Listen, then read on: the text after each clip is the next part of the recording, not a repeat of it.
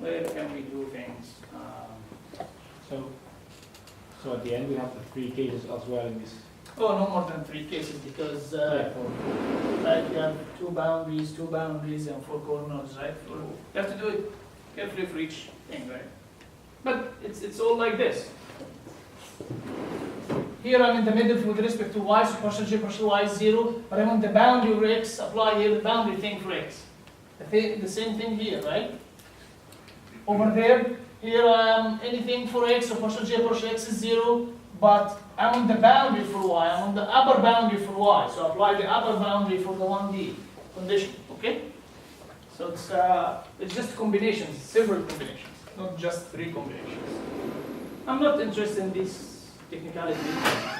I'm interested in this condition, so I'm going further. Okay, it seems that I have to erase any.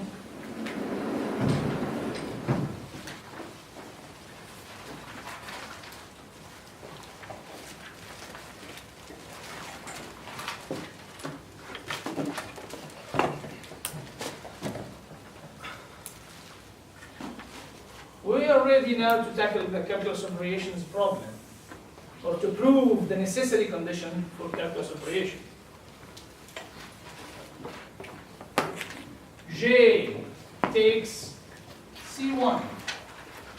J takes a function on this interval and gives you a real number. J is defined as the integral from T0 to T1 f of t, x of t, x dot of t, some integral, very complicated in some function, I don't care. Where this f is also a function of 3 variables, takes T0, T1, some real value, and gives you a number. Okay? And I'm given 2 points, T0 and X0, T1 and X1. We're going to write them here.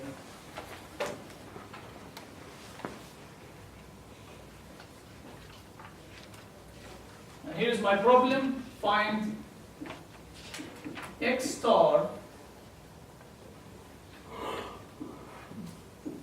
this interval. What's this interval? My design space.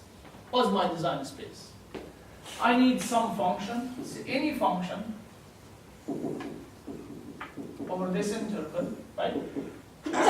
Such that, this is the language we use, this guy is called such that x as a function is C1, is differentiable. That's fine. More importantly, I need this x to be x0 and x of t1 is x1. Okay, so this is my design space. This is my design space. It's as if your interval that you're minimizing over in the 1D minimization. This is your design space. I give it the same name I as an interval.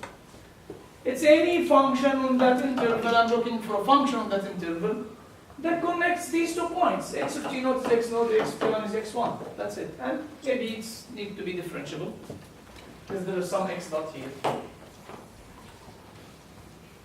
Any question about that? So this is my I. Okay? So I need some x star in this I, in this design space, such that what? Such that what?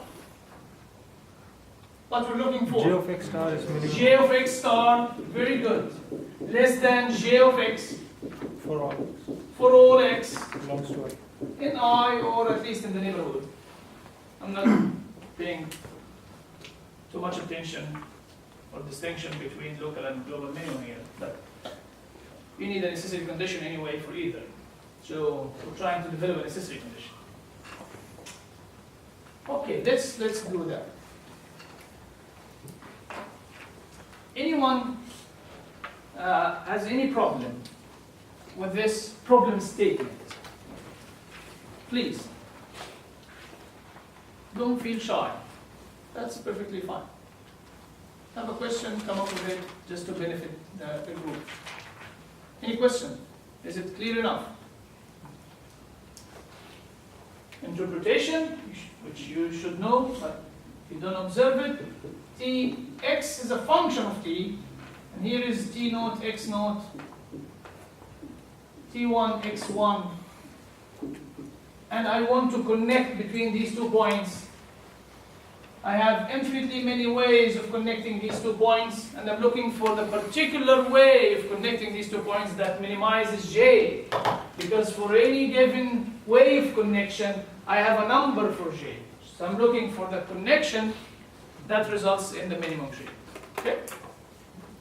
As many applications like we discussed last time, and we're gonna keep discussing this lecture and next lecture. So let's do it. Actually, it's nothing but 1D minimization. We're gonna do the same. How did we go from 1D to 2D? Well, it's here. We defined our large f of epsilon of the perturbation as j evaluated at the minimum plus some perturbation. I'm gonna do exactly the same. F of epsilon is my j evaluated at my x star, right? Usually don't put t, you could don't like this. It could be t if you wanna write plus, I don't wanna confuse you, x star of t plus epsilon times eta. If when I were in 2D, so my x star was 2D, I was perturbing with eta vector in 2D. If I will go to 3D, I'm going to perturb with a 3D. If I'm a function, I'm going to perturb with a function. So this is very normal, right? Any question about that? Any question? Okay. Just remember that this perturbation has to be admissible, right? What do you mean admissible? That after the perturbation, x star plus the epsilon eta has to be back in the design space, otherwise it doesn't make sense. Okay, keep this in mind, this is very important. So here, x star plus epsilon eta has to be back in the design space. Otherwise, I'm comparing with the point that's outside the design space. It may indeed be more minimum, but it's not feasible. Okay? So when you define your f like this, well, the rest is just copying these things. F of 0 is actually j at the optimum, right? Which is by definition less than or equal j at any other thing. This guy is simply f of epsilon. And again we have the red statement.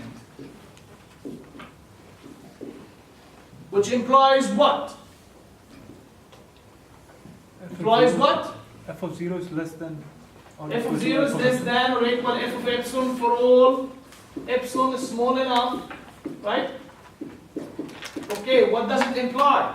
df d epsilon at epsilon. Yeah, that 0 minimizes f, which means df by the epsilon at epsilon equals 0 is 0, correct? Any question about that? Yes, Mikhail? Have you write there an epsilon squared? Where is epsilon squared? I'm sorry.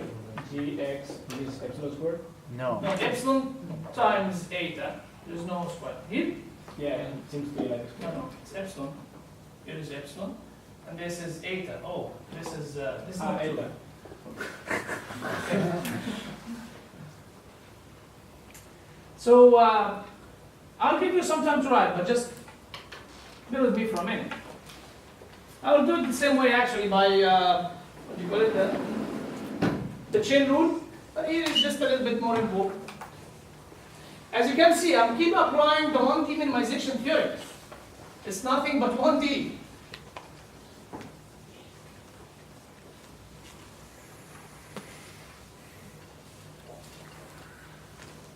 Okay, let's do that. I'm gonna again write f, just to be clear, in order to do the differentiation. F of epsilon is the integral, is j, right? j of this guy, but I have j actually, is the integral from t0 to t1. My f